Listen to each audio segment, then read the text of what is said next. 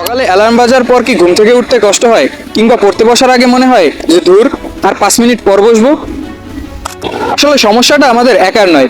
যখন আমাদের মস্তিষ্ককে আমরা নতুন কিছু করার কথা বলি বা নতুন কিছু করার চেষ্টা করি, তখন সে আমাদেরকে সেই আগের আরামের জায়গায় আটকে রাখতে চায়। আর এই ফাঁদ থেকে বের হওয়ার জন্য পুরো পৃথিবী একটা মাত্র রুলকে ফলো করে, আর সেই রুলটি হলো 5 সেকেন্ড ল। নিয়মটা একদমই সহজ।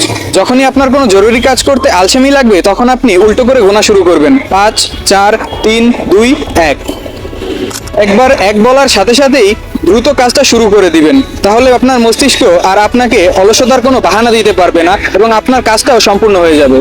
কোনো পরিবর্তনের জন্য আপনার বড় কোনো মোটিভেশনের প্রয়োজন নেই। ছোট ছোট কাজগুলোর সিদ্ধান্ত 5 সেকেন্ডের ভিতরেই নেওয়া শুরু করুন। তাহলেই দেখবেন আপনার অলসতা এবং কাজ জমি রাখার অভ্যাস নিমেষেই শেষ হয়ে যাবে। এই 5 সেকেন্ডের রুলটি কি আপনি আপনার জীবনে আজকে থেকেই শুরু করতে যাচ্ছেন? কমেন্টে আপনার মতামত জানান।